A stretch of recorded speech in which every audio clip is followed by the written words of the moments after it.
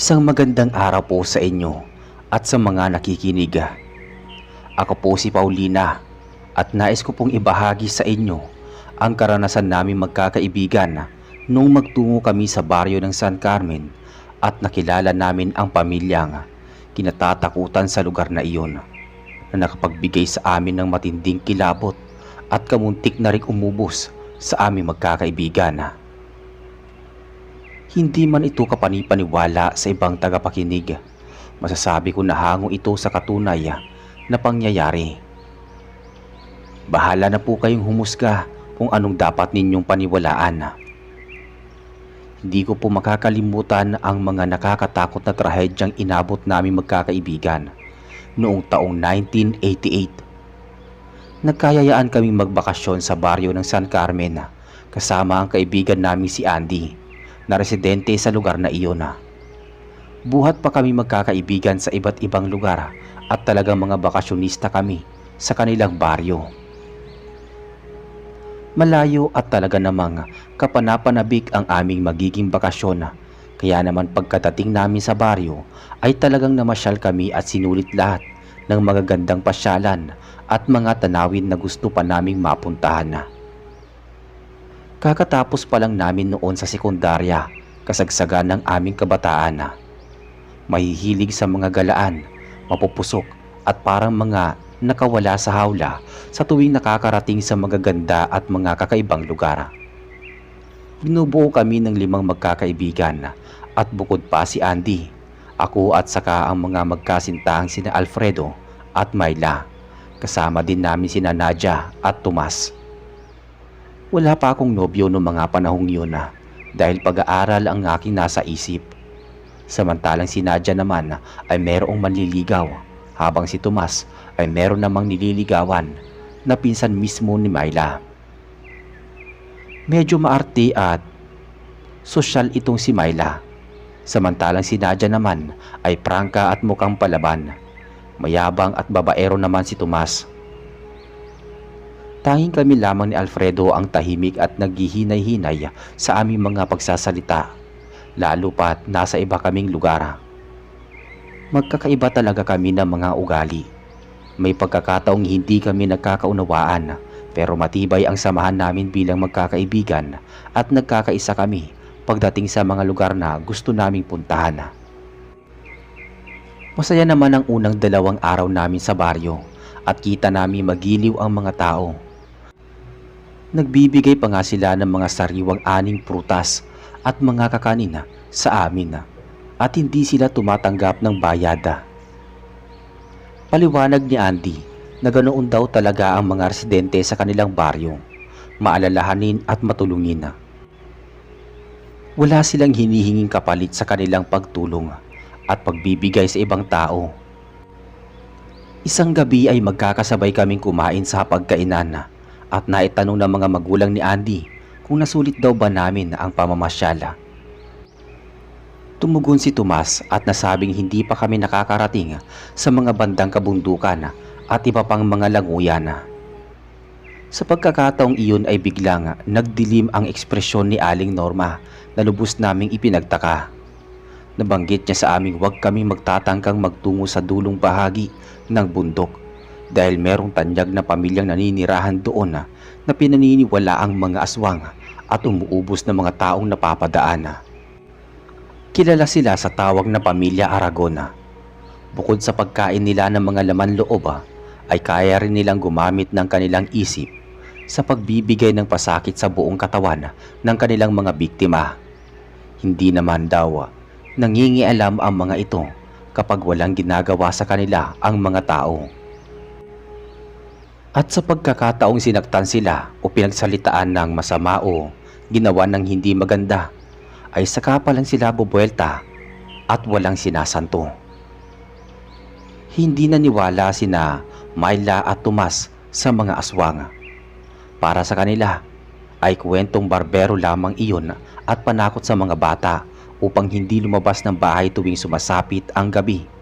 Kaso kami nila Alfredo at Nadia ay dumagundong ang malalakas na kaba sa aming mga dibdib. Maya-maya ay nagbago na ang paksa naming pinag-uusapan. may nabanggit sa aming malamig na tabing ilog na pwede naming paglanguyan sa kasunod na araw sa may gawing bundok. Pero ilang kilometro ang layo nito sa sinasabing pamilya Aragon ni Aling Norma, kaya wala kaming dapat pangambahan. Pero patuloy pa rin ang pagpapayo sa amin ng mga magulang ni Andy. Huwag daw kaming lalayo at mamasyal sa kaibuturan ng bundok kung gusto pa daw naming mabuhay. Hindi daw namin alam kung paano mag-iisip ang mga pamilya Aragon. Kaya karamihan ng mga residente sa baryo ay pinangingilagan doon na dumaan at pinapayuhan din nila ang mga turista na huwag magagawi sa palikong daan patungo sa tahanan ng mga ito. Sumang-ayon na lang kaming lahat at nagpatuloy sa pagsubo ng pagkain. Kinabukasan, maaga kami naghanda ng mga pagkain, pati mga damit, panlangoy at bago pa sumikat ang araw ay nagtungo na kami sa gawing bundok. Medyo malayo-layo rin ng aming inakyat. Talagang nangalahati ang dala naming tubig. Nakarating naman kami sa bandang tabing ilog na sinasabi ni Andy at banayad pa noon ang sikat ng araw. Presko ang hangin at mapuno sa lugar na iyon. Walang ibang tao kundi kami-kami lang na magkakaibigan. Nag-umpisa na kami maglangoy at talagang napapasigaw kami sa malamig na tubig na hatid ng ilog. Sumapit ang tanghali at nagsalo-salo kami sa pananghalian. Kaso ay nangaubos ang dala naming tubig. Wala naman kami makitang malapit na bahay mula doon. Pero nabanggit ni Andy na may ilang kabahayan sa dako paroon na pwede namin mahinga ng tubig. Biglang tumayo sina Nadia at Tomas at dinala ang sisidlan. Sila na daw ang magkukusang maghahanap ng makukunan ng tubig. Medyo nag-alala si Andy at sinasabing sasamahan na niya ang dalawa. Pero nabanggit ni Tomas na hindi niya na kailangang samahan dahil magtatanong-tanong na lang sila ni Nadia. Mas mahirap kung iiwan niya kami nila Myla at Alfredo, pati na rin ang iba pa namin mga kagamitan. Kahit nangangamba ay pumayag si Andy basta't pinayuhan niyang magdire-diretso lamang ang dalawa sa paglalakad at huwag silang liliko sa kung saan-saang daan. Sapagkat sa palikong daan, matatagpuan ang bahay ng pamilya Aragon. Napapatawa na lang si Tomas. Hindi na daw siya bata para sabihan ng kanyang dapat gawin at huwag daw mag-alala si Andy dahil hindi naman sila mapapahamak ni Nadia. Takot na lang daw ng mga aswang sa kanila.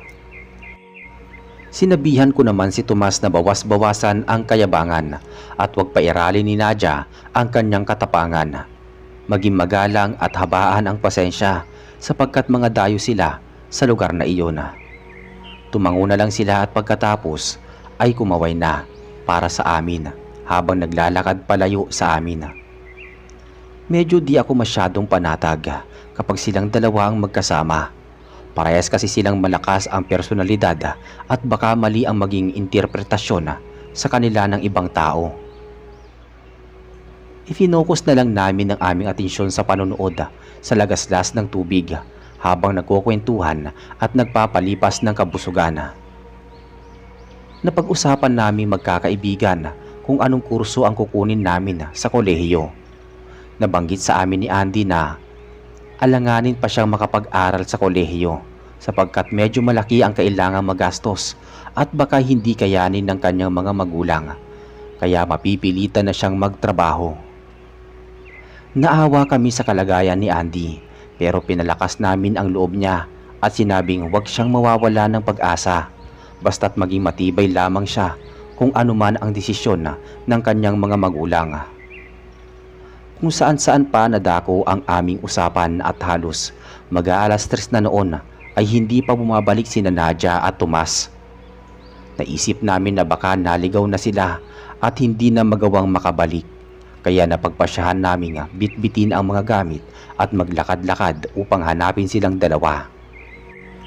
Napakalayo ng aming nilakad bago kami nakakita ng mga kabahayan. Nagtanong-tanong kami pero walang nakapansin sa kanilang presensya hanggang sa mapadako kami sa isang bahay. Nawawalan na kami ng pag-asa pero biglang may dalagitang tumawag sa amin. At itinigil niya ang pagwawalis sa kanilang bakuran. Itinanong niya sa amin kung sino at anong hinahanap namin sa gawing kabundukan. Hindi daw kasi pamilyar ang mga itsura namin kaya hindi niya kami nakikilala. Lumapit kami sa kanya at si Myla ang nagsalita. Inilarawan niya sina Nadia at Tomas at pagkatapos ay nag-isip ang dalagita. Pagkatapos ay tumugon siya kay Myla.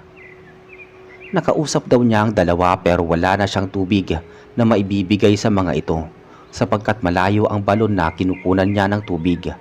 Kaya nagpasalamat na lang ang dalawang magkaibigan at lumiko sa may gawing kaliwa. Sinaway niya ang mga ito na huwag magagawi sa kaliwang daan at baka mapadako ang mga ito sa bahay ng pamilya Aragon. Pero malayo-layo na ang kanilang nararating at imposible na siyang marinig. Itinuro ng dalagita kung saan dumaan sina Nadia at Tomas. Kinabahan kami magkakaibigan dahil yun nga ang daan patungo sa bahay ng pamilya Aragon. Medyo nag-aalangan si Andy na magtungo doon pero wala kaming magawa kundi dumaan sa kaliwang palikong daan. Hindi pa man lang kami nagtatagal ay nakarinig kami ng malalakas na kulog at kidlat. Napatingala kami sa kalangitan at medyo kumukulimlim. Nakakapagtaka na bigla na lang uulan sa kabila ng napakainit na panahon. Hindi kami masyadong makabilis sa paglalakad at marami kaming dalang kagamitan. Maya-maya ay may natanaw kaming bahay sa dulong bahagi ng bundok. Malaking bahay iyon pero may kalumaan na at medyo nilulumot. Nakakatakot at parang merong multo sa loob ng bahay. Halos namutla kami sa matinding takot lalo na si Andy. Nabanggit niya na iyon daw ang bahay ng pamilya Aragon. Hindi kami makakilos sa aming kinatatayuan kaya lang biglang pumatak ang malakas na ulan at nagkagulo kami. Hindi namin malaman kung saan kami magtatago hanggang sa bumukas ang pinto ng malaking bahay at lumabas mula doon ang isang binatilyo. Sininyasan kami nito na sumilong at pumasok muna sa loob ng bahay. Ayaw pa sana namin sumunod kaso wala kaming matakbuhang punong kahoy at lalong lumakas ang pagbuhos ng ulan. Kaya naman, pumasok na kami sa loob ng bahay. Tumutulo ang aming mga damit. Nagsiksikan kami sa isang sulok habang sinasarado ng binatilyo ang pinto. Pinatuloy niya kami sa gawing sala at tinanong kung anong ginagawa namin sa lugar na iyon. Nabanggit namin sa kanya ang tungkol kina Nadia at Tomas na naghanap ng mahihinga ng tubig. Nagbaka sakali kami na baka napadaan ito at may napagtanungan sa kanila. Magsasalita na sana ang binatilyo nang biglang may isang lalaking boretono ang boses na tumawag sa kanyang pangalan. Napag-alaman naming Maynard ang pangalan ng binatilyo. Nagpakilala ang binatang nagsasalita bilang si Joseph na panganay na kapatid ni Maynard. Kaya naman nagpakilala na rin kami magkakaibigan at nabanggit namin sa kanya ang aming pakay. Magalang at mukhang mabait si Joseph. Humingi siya ng paumanhin sa amin at hindi daw nila nakikilala ang mga tinutukoy naming tao. Posible daw na naligaw ang mga ito sa bundok at hindi malaman ang daan pabalik. Inanyayahan niya kami na magpalipas muna ng gabi sa loob ng bahay dahil siguradong hindi titigil kaagad ang pagbuhos ng ulan. Napatingin kami sa bintana at nakita na naming patuloy ang pagkidlat at may kasamang malakas na ulan sa may labas. Mahihirapan na kaming makauwi. Inutusan ni Joseph si Maynard na dalhin kami sa mismong sala upang mapakilala sa kanilang pamilya at mabigyan kami ng maayos na kasuotan at mapakain na din sa nalalapit na hapunan. Nagtungo kami sa sala at doon ay natagpuan pa namin ang iba pang miyembro ng pamilya. Ipinakilala ni Maynard ang kanilang mga magulang na sina Edgardo at Amelia, pati na rin ang isa pang kapatid na babae na si Sofia. Gayon din ang tagapagluto na si Ginoong Greg at kasambahay na nagngangalang Ginang Belena. Matatangkad silang lahat at mukhang mayayaman. Tingin pa namin ay may lahi silang Kastila dahil mga mistiso at mistisa. Napansin din namin ng mga antigo ang kagamitan nila sa loob ng bahay. Pero hindi namin matagalan ay ang kanilang mga malilikot at matatalim na mga tingin na tila hindi sila nakatingin sa amin at binabantayan nila ang bawat kilos namin. Pinatulungan kami ni Ginang Amelia kay Ginang Belen na bigyan ng maayos na masusuot na damit. Gayon din ang kwarto na aming matutulugan. Medyo nagtataka ako sapagkat may ganoon palang mayamang pamilya na nakatira sa dulong bahagi ng bundok. Hindi ko malaman kung dapat ko bang mapagkatiwalaan o hindi. Taliwas ang mga ipinapakita nilang kabutihan sa amin sa mga kwento ni na Andy at ina niya. Magkahiwalay ang aming naging kwarto. Magkasama kami ni Myla samantalang sina Andy at Alfredo ay nasa kabilang silida. Maya-maya pa ay nakapagpalit na kami ng damit pero may kumatok sa pinto. Pinagbuksan namin iyon at tumambad sa aming harapan sina Ginang Belen. Pinapatawag na pala kami ng pamilya Aragon para sa salo-salong hapunan. Kaya nagmamadali na kami lumabas sa kwarto. Pagkarating namin sa may bulwagan ay nakita namin ang mag-anak na nakaupo sa mahabang lamesa at maraming pagkaing nakahain. Iba't ibang klaseng mga putahe, nakakaiba ang mga pagkakaluto at lahat halos ay may mga sabaw na sarsa. Naupo kami sa katabi ni Maynard at nakita namin ang mga pagkain. Kakaiba talaga ang pagkakaluto pero masasarap ang mga amoy. Wala kami nakikitang mga gulay, lahat ay karne. Merong mga buto-buto, may laman at taba. Kumuha kami ng mga ulam at isa-isang nilantakan. Masarap ang pagkakaluto at malalambot ang tekstura ng mga karne na malalapot ang sarsa. Nabusog kami ng husto at kita namin ganoon din ang pamilya Aragon. Nagtanong sila kung saan kami nagmula at anong ginagawa namin sa baryo ng San Carmen. Isa-isa na kami nagbahagi sa kanila ng aming mga personal na buhay. Biniro pa si Maynard ni Joseph na mukhang meron pa daw dito nga paghanga sa akin. Kaya inasar pa ako ni Alfredo at Myla. Sa kabila ng aming pagtatawanan ay hindi talaga ako komportable sa uri ng pagtingin ng bawat miyembro ng pamilya. Pakiramdam ko ay meron silang itinatago sa amin na di namin maunawaan. Panay ang titig nila na parabang natatakam sa aming presensya. Hindi nagtagal ay natapos na ang hapunan. Hindi na rin kami natagalan at bumalik na sa aming mga silid tulugan dahil nakaramdam kami ng kakaibang pagod at antok. Dulot marahil ng maghapon naming kapaguran sa paghahanap sa aming mga kaibigan. Hindi na namin namalayan ng oras at nakatulog na kami ni Myla. Kaso noong bandang hating gabi ay may naririnig kaming kumakalampag at tila merong sumisigaw na nagmumula sa sahig sa may kwarto. Naalimpungatan kami at bumangon sa kama. Sumalampak kami sa sahig at pinakinggang mabuti. Mayroong sumisigaw na tao na tila nagmumula sa isang bodega sa ilalim na bahagi ng bahay. Kinabahan kami pero nagpasya kami na lumabas ng silid upang alamin kung anong klaseng ingay iyon. Maingat kaming lumabas at nakasabay pa namin sina Andy at Alfredo na lumabas din ng kwarto. At pabulong nilang sinabi na meron din pala silang naririnig sa may sahig ng kwarto. Nagkaisa kaming hanapin ang pinanggagalingan ng mga sigaw. Mabuti na lang at may kaunting ilaw sa may bahaging kusina. Madali kami nakarating doon at may napansin pa kaming isa pang pinto. Hinawakan ko ang siradura at hindi iyon nakalak. Luminga-linga kami sa paligid at walang katao-tao sa bawat sulok. Sinubukan ko na buksan ang pinto at nagulat kami magkakaibigan nung makitang merong hagdan pa ibaba doon. Tila merong basement at binuksan na lang namin ang pinto para merong liwanag kaming matatanaw. Bumaba kami sa mahabang hagdan at sa bilang namin ay binubuo iyon ng 13 baitang bago kami nakarating sa ibabang bahagi. Pagkarating namin sa ibaba ay mayroong isang silid kung saan hindi naman nakalak. Pumasok na muli kami sa loob at halos mapasigaw kami noong matagpuan namin ang aming mga sarili na nasa loob ng tila katayan ng mga karne.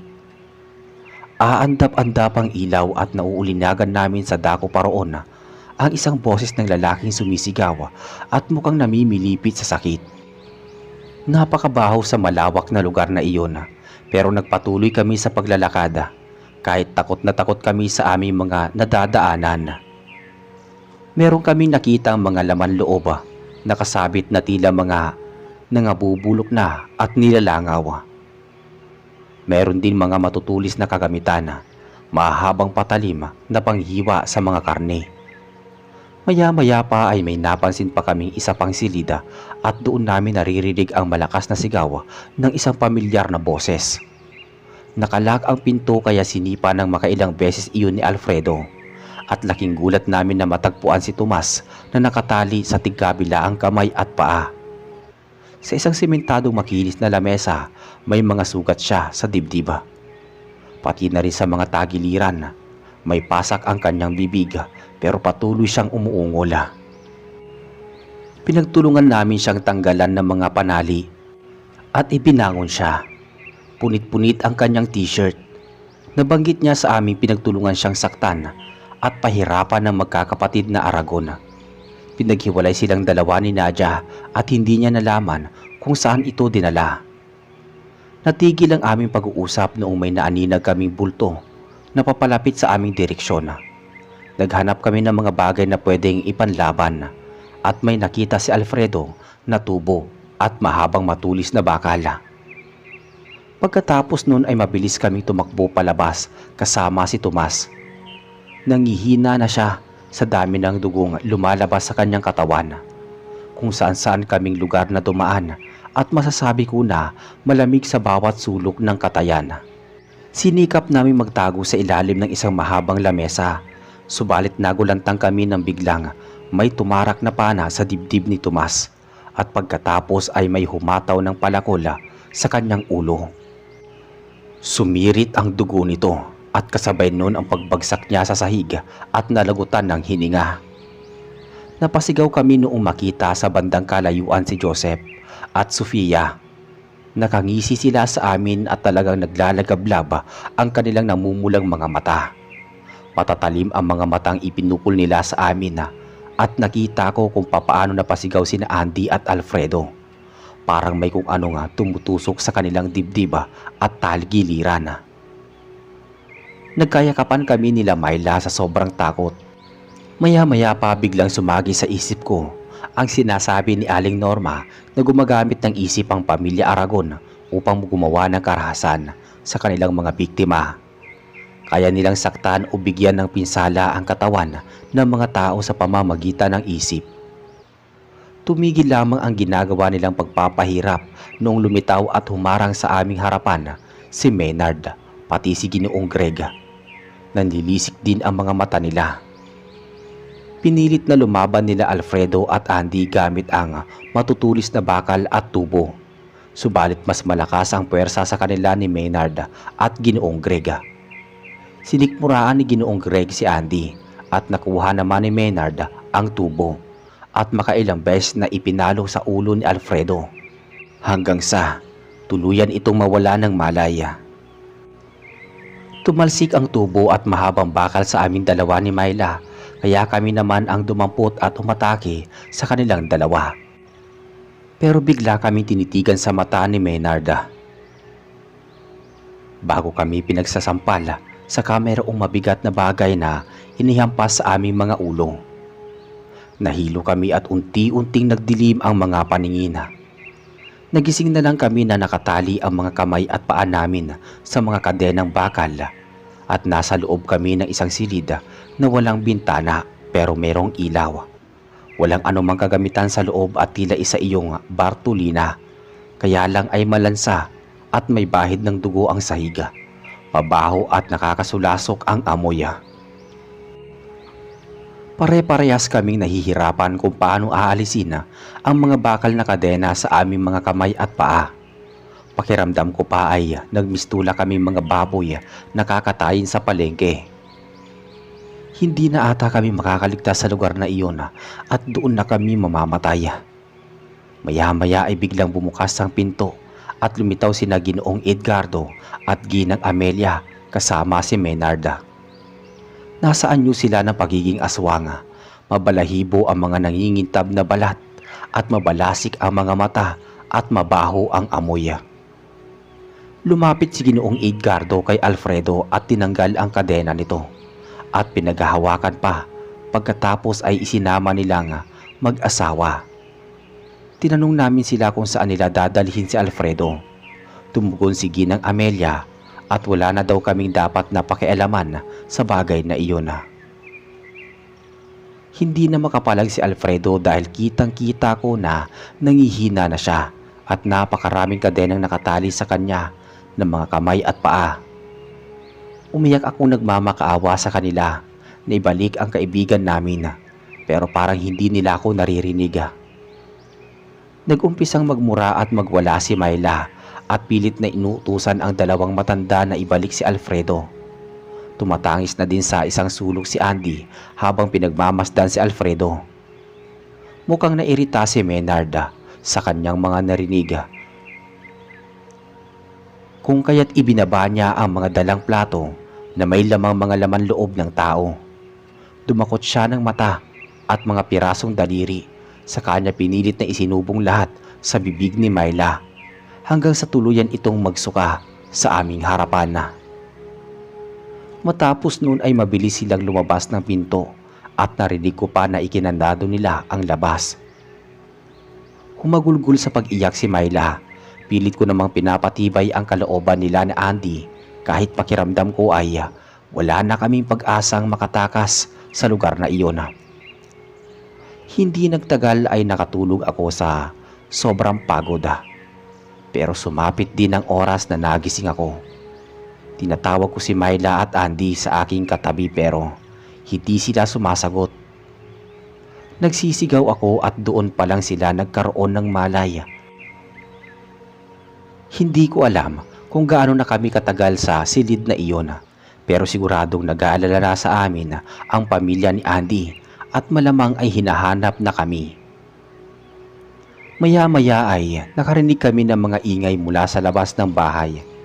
Sumisigaw si Alfredo na para bang binabalatan ng buhay habang merong humahangos at umaangila. Papalakas ng papalakas ang kanyang mga sigaw na parang pinupunit.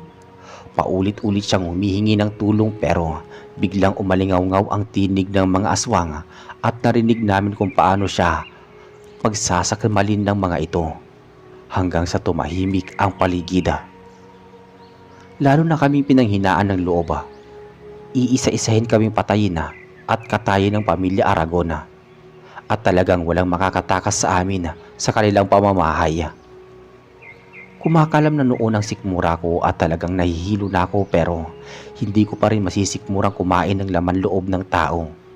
Kaya lang ay napaisip ako na malamang karne ng tao ang ipinakain sa amin ng mag-anak. Medyo namamanhid na ang utak ko sa kakaisip. Naawa ako kay Myla. Sinabi niyang mas gugustuhin pa niyang mamatay kaysa pagpiestahan ng mga aswang. Kinausap ko siya at sinabing huwag siyang mag-isip ng kung ano-ano at tibayan niya ang kanyang loob. Kaya lang ay sumabat si Andy at tinanong niya ako kung bakit kailangan pa naming tibayan ng aming kalooban kung papatayin din kami ng mga aswang. Ipinaunawa ko sa kanila na mas matibay ang pananalig sa Diyos dahil siya lang mismo ang makapangyarihan na pwede magligtas sa amin sa ganoong sitwasyon. Hindi na siya nagsalita bagkus ay lumuha na lang at nanahimik sa isang sulok. Tumahimik kaming tatlo at nag-isip-isip. Inaalala ko ang mga masasayang sandali kasama ang aking mga magulang at mga kapatid sa tuwing magbabakasyon kami.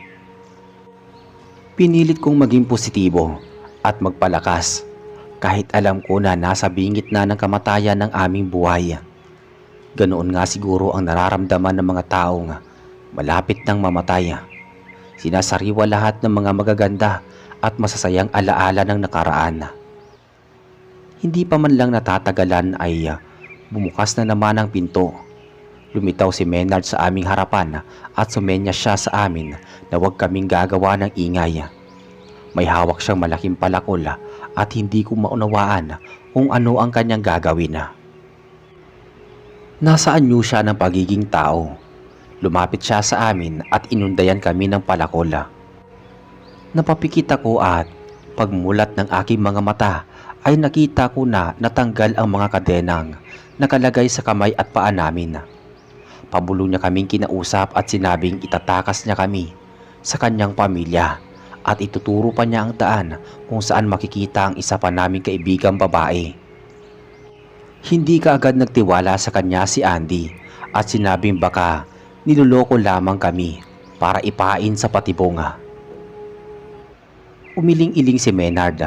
Matagal na daw siyang nakokonsensya sa ginagawa ng kanyang pamilya. Hindi na makatarungan ang mga ginagawa nilang pagpatay at pagkain sa mga tao. Kahit mga inosente ay dinadamay na nila. Kaya gusto na sana niyang tumulong. Medyo nakakaramdam na din daw siya ng pagkaawa sa akin, pati sa kaibigan kong magkasintahan. May naunlinagan kaming kaluskos kaya mabilis niya kaming niyaya palabas ng pinto. Yumukod kami habang naglalakad. Umaaligid-ligid pala sa paligid ang mag-anak. Meron kami maliit na pinto na pinasukan at doon ay merong kaunting liwanag na aaninag. Sumuot kami sa isang makipot na daan na tila isang tunnel at sinundan namin si Maynard. Sobrang baho at amoy na nabubulok na karne sa loob. May naaninag pa kami mga putol-putol na kalansay ng mga tao. Humigit kumulang 1 oras siguro kaming gumagapang bago kami nakarating sa isang madilim na silida. Kinapaka pa ni Maynard ang ilaw at pagkatapos na magliwanag ay nakita namin sa paligid ang napakaraming nakaimbak ng mga kahon at sa dulong bahagi ng silida ay merong isang bulto ng babae na nakatigilid na tila natutulog. Madumi at punit-punit ang damit nito. Lumapit kami at napabulaslas nang makilala namin si Nadia. Ginising namin siya at niyugyog. Maya-maya ay nagmulat ng mga mata si Nadia at pagkita niya sa amin ay tumayo siya at niyakap kami habang tumutulo ang mga luha. Napakarungis niya at may mangilan-ngilang mga galos at kalmot sa mga braso at maging sa tigkabilaang hita. Nabanggit sa amin ni Maynard na itinago niya sa silid na iyon si Nadia upang maprotektahan ito sa kanyang mga kapatid at hindi mapatay. Binalak nga sana niyang itakas si Tomas subalit mahigpit itong binabantayan ni Joseph kaya nahirapan siyang mailabas ito. Tinanong ko kay Nadia kung ano ba talagang nangyari sa kanila ni Tomas at bakit sila pinahirapan ng mag-anak ng aswang. Tumigil sa pag-iyak si Nadia at sinikap niyang isalaysay sa amin ang nangyari sa kanila ni Tomas. Ayon sa kwento ni Nadia, nakarating sila sa bakuran ng pamilya Aragon at si Joseph ang unang nakakita sa kanila ni Tomas. Nakiusap sila na kung maaari na makahingi ng tubig at makiihi na din sa palikuran. Pumayag naman si Joseph at pinapasok silang dalawa sa loob ng bahay. Kinuha ni Joseph ang sisidlan at pinaghintay na muna sa sala si Tomas habang nakaupo ito sa sofa. Samantalang itinuro naman ni Joseph ang palikuran kay Nadia. Hindi pa natatagalan ay nakarinig na ng pagsigaw ng tao sa labas ng palikuran. Nagdumali nga patapos si Nadia at pagkatapos ay lumabas siya. Hinanap niya ang pinagmumulan ng ingay at tumako siya sa may isang bukas na silid kung saan nakita niyang may isang babaeng nakatuwad at mayroong hinangasaba habang may bangkay ng tao sa tabi nito. Napasigaw sa sobrang gulat si Nadia. Tinawag pa niyang aswang ang naturang babae. Nakakita siya ng malaking kahoy na patpat at pinaghampas niya ito hanggang sa tumayo ang babaeng aswang at nakalmot siya sa braso. Nakatakbo naman palayo si Nadia at hinanap niya si Tomas. Natagpuan niya ito sa sala at kahit nauutal ay pinaliwanag niya ang nangyari. Pagkatapos ay hinilan niya ito patayo upang pumunta sa may pinto. Kaya lang, biglang humarang sa kanilang harapan si Joseph. Sinapak nito ang kanyang kasama at sinikmuraan si Nadia. Pagkatapos ay may inihampas na malaking bato sa kanilang mga ulo at nawalan sila ng malay. Pagkagising ni Nadia ay nakita na lang niya ang kanyang sarili sa isang bodega na puno ng mga kahon kung saan binabantayan siya ng isang binatilyo na nakiusap sa kanyang tumahimik siya at huwag gagawa ng anumang kalokohan kung gusto pa niyang mabuhay. Iyon nga si Maynard. Nagkahiwalay sila ni Nadia at Tomas at nabanggit ni Maynard kay Nadia na nasa malayong silid si Tomas at mahihirapan siyang maitakas ito dahil binabantayan iyon ng kanyang kapatida. Pinayuhan naman kami ni Maynard na magpahinga na muna sa lugar na iyon upang makabawi kami ng lakas at gigisingin na lang niya kami kapag handa na kaming umalis. May alam siyang lagusang bukod sa pinto sa harap ng kanilang bahay. Posibleng doon kami dumaan upang makatakas. Tinanong namin kung bakit brutal kung pumatay ang kanyang pamilya at masahol pa sa hayop ang tingin ng mga ito sa tao. Napangisi si Maynard. Natural na daw iyon sa mga aswang, lalo pat natatakam sila sa laman ng mga tao. Pero hindi naman daw talaga ganoon noon ang kanyang pamilya. Pinipili nila ang kanilang papatayin. Iyon lamang may potensyal na manakit sa kanila at masasama ang mga budhi. Pero habang tumatagal ay lalo silang natatakam sa mga tao. Kaya hindi na sila namimili kung sino ang mapapadaan sa kanilang bakuran ay pinapatay nila. Kaya lang ay nagsasawa na siya sa ganoong pamumuhay. Gusto niya nang magbago at iyon ang dahilan kung bakit gusto niya kaming tulungan. Kaso tinanong ko siya kung sigurado siya sa mga sinasabi niya dahil makakalaban niya ang kanyang pamilya at baka mapatay pa siya ng mga ito. Tumingin siya sa akin at sinabing sigurado na siya na kailangan niyang sumugal upang makagawa ng tama. Humanga ako sa tibay ng kalooban ni Maynard. Bihira sa mga lalaki ang may ganoong paninindigan at kahit pamilya ay kaya niyang bitawan para makagawa ng kabutihan sa mga tao. Lumipas ang ilang sandali, nakaramdam naman kami ng antok. Kaya naman, pinagpira-piraso na namin ang isang kahon at iyon ang nilatag namin sa sahiga saka kami humiga at tuluyang makatulog. Maya-maya ay naalimpungatan kami sapagkat ginising kami ni Maynard. Pinaghahanda niya kami na umalis kaya naman mabilis kaming kumilos. Muli kaming sumuot sa makipot na daan patungo sa pinto. At noong makalabas kami sa may pinto ay yumukod kaming dumaan sa may isang mahabang pasilyo at lumiko kami sa bahaging kanan ng daan. Tumakbo si Maynard at binuksan ang pinto. Bumungad sa labas na talahiban. Doon na mismo ang sinasabi niyang lagusan sa likod ng kanilang bahay. Akmang lalabas na sana kami nang biglang may dumaluhong sa likuran ni Andy at pinagtatadyakan siya. Nakita kami ni Joseph at galit na galit siya kay Maynard. Bumubelta si Maynard at biglang namula ang mga mata niya. Inutusan niya si Joseph na pakawalan si Andy. Biglang nanginig ang buong katawan ni Joseph na tila na kuryente. Nabitawan niya si Andy at sumigaw si Maynard na tumakas na kami bago pa makabawi ang kanyang kapatid. Napaluha ako. Nararamdaman ko na makikipaglaban si Maynard sa kanyang pamilya. Niyakap ko siya at nagpasalamat ako sa kanya bago na maalam. Malungkot ang mga mata niyang tumingin sa akin at pagkatapos ng ilang sandali ay lumabas na kami magkakaibigan at nang madaling tumakbo ng mabilis. Binilisan namin sa abot ng aming makakaya ang pagtakbo nang biglang bumulagta sa may bandang likuran namin si Myla. Nakita namin na may malalim itong tamang palakola sa kanyang likuran. Umago sa damuhan ang kanyang dugo. Nagimbal kami sa bilis ng pangyayari. Natanaw namin mula sa di kalayuan si Sofia na nanlilisik ang mga mata. Bigla itong lumundag-lundag at mukhang gusto kaming sundan. Kaya naman nagpatuloy kami sa pagtakbo kahit nadudulas na kami sa may talahiban. Medyo may ilang kilometro na din ang aming natatakbo.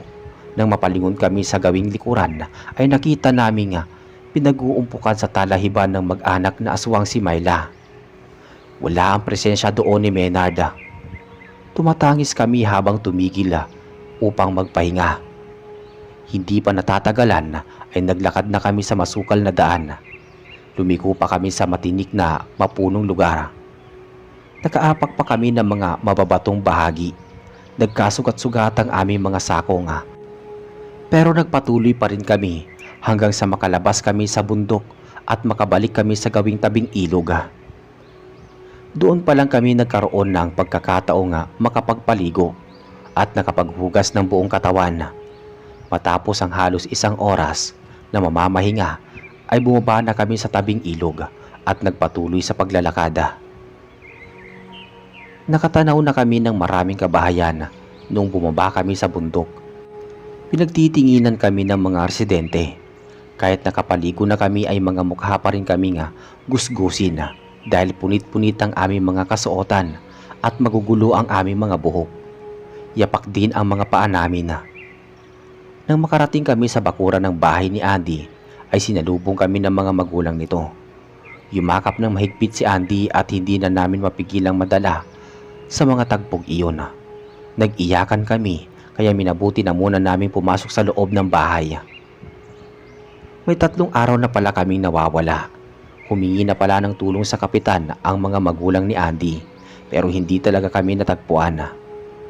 May teorya pa sila na baka nadukot kami ng pamilya Aragon at hindi na kami makakabalik ng buhay. Masakit para sa kanila ang ganoong ideya. Hindi nila matatanggap na mamamatay kami sa kamay ng mga malulupit na aswang. Kaya naman gabi-gabi ay nagdarasal ang mga magulang ni Andy na sana ligtas kami sa kamatayan at makabalik pa kami ng buhay sa kanilang tahanan. Halos hindi rin sila makatulog ng maayos sa kakaisip.